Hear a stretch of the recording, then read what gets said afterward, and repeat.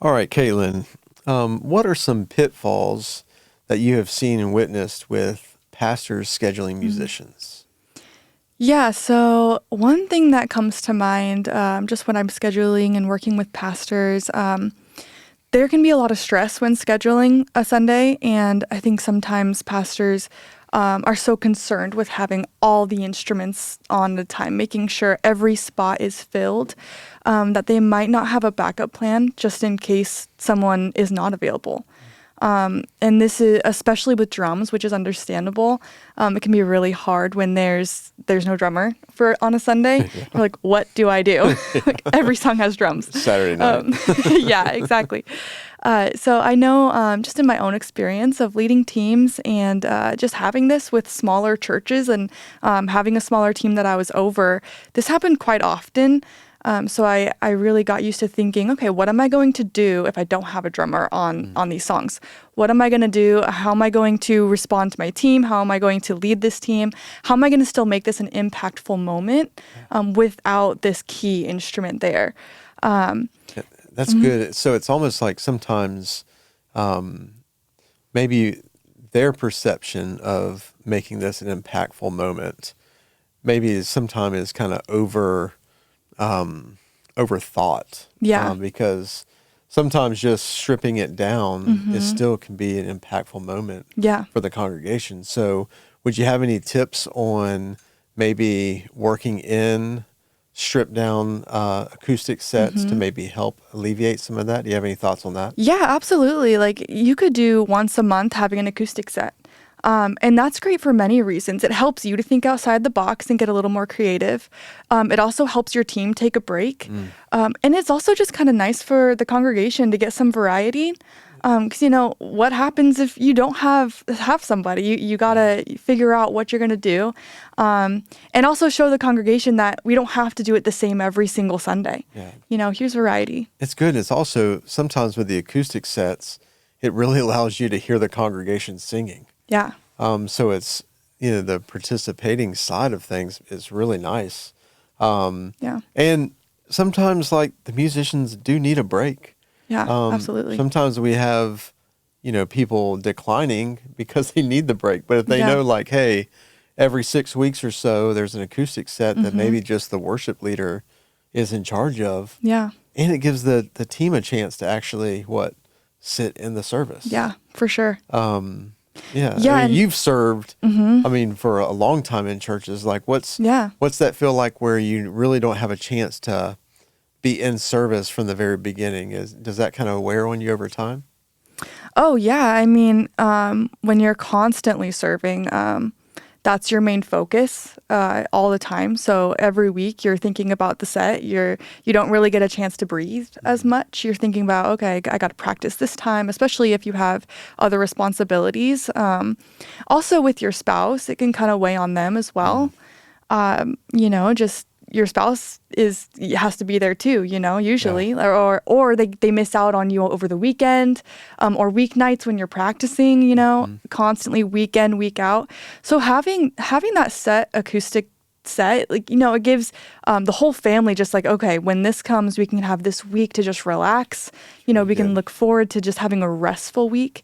I think too, with the holidays coming up, it's such a good time to maybe even add in a few extra acoustic sets, because that the Christmas services, even maybe a Thanksgiving service, but especially the Christmas service is going to take a lot for a lot of teams. And maybe you have more services, more songs, more complicated songs.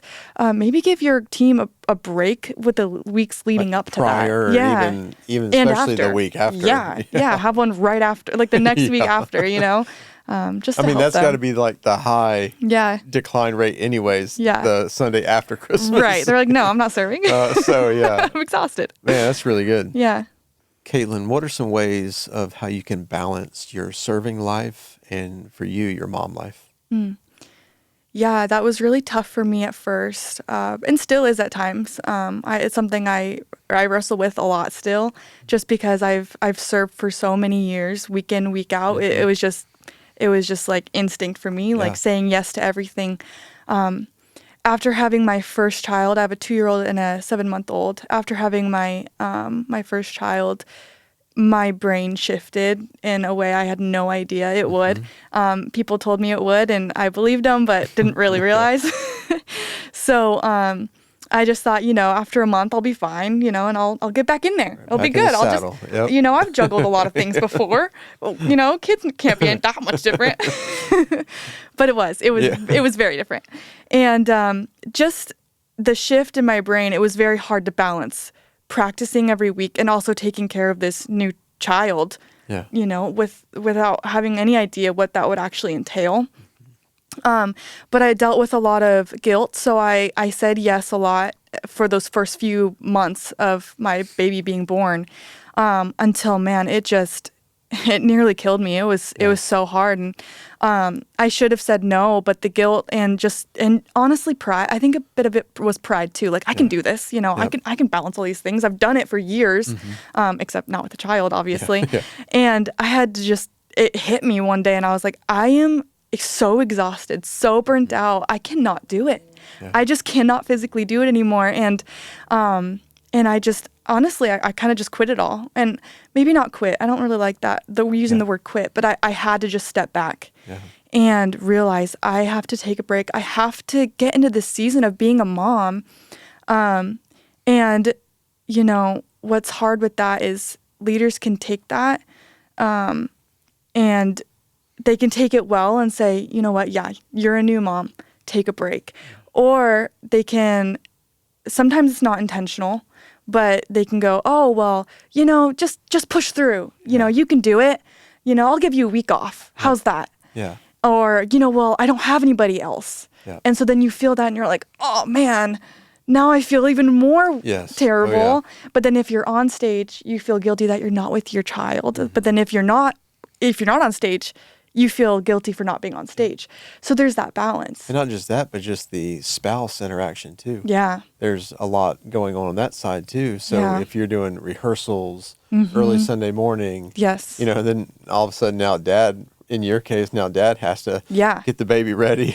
Oh my goodness. I mean, it's like, there's a lot of change happening. How are some ways that you would see, like, maybe the worship leader or the pastor kind of speaking into knowing a season of change is coming? Yeah. Is there any, just steps and words that you would give that would help encourage someone in your position? Yeah.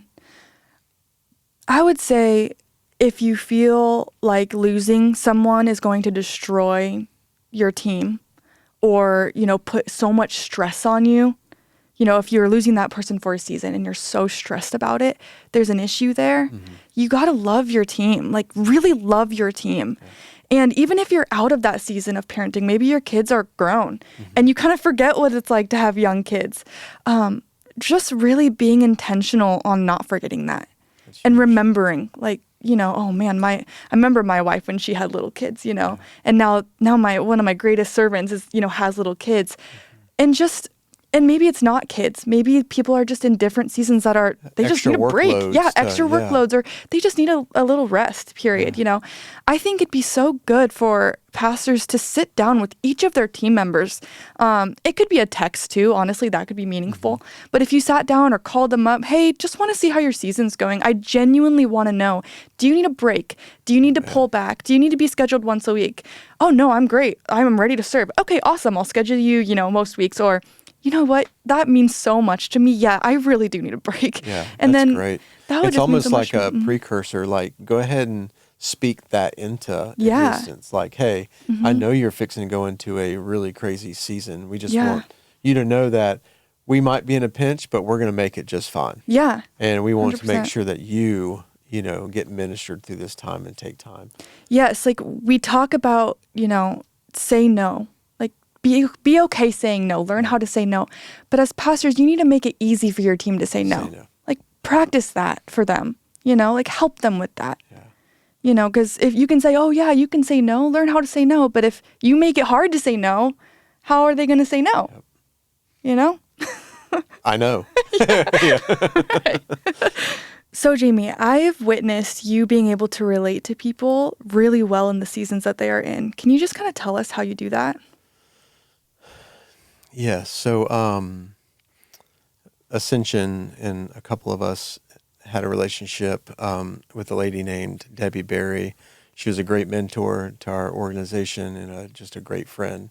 And one thing that she always said was, Jamie, look at what you can give to a situation, not what you can take from it. Mm. So sometimes in leadership, like when we have people involved, it's easy to look and try and see what you're going to get out of that. Like, well, if he's involved, then we're going to grow this, or I don't need to necessarily put as much energy on that. But sometimes it's looking at a situation and like, what can I instill into that person? What can I instill into that relationship, and not just what can I get from it? So sometimes in ministry, when you're looking at a team, if you look at it as more of like relational and like, man, what can I give to this team member? You're always going to have their best interest at hand and not necessarily your best interest. So, with somebody that's, working 50, 60 hours a week and their kids have sports on Saturdays, like as a leader, understanding this person's already working this much during the week. And then on Saturday they're at these ball practices to ball games.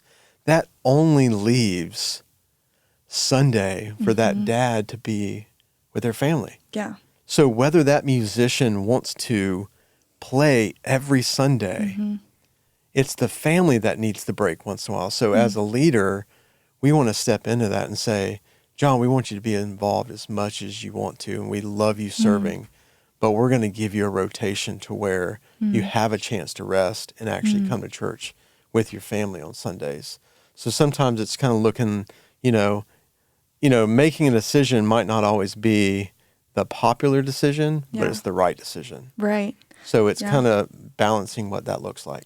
Yeah, so even if somebody is saying yes every single Sunday, and they seem excited to, sometimes it's good to just ask God for discernment. Like, are they really wanting to be there every Sunday? Or should they? Should they be? Do they need a break? Yes. Yeah.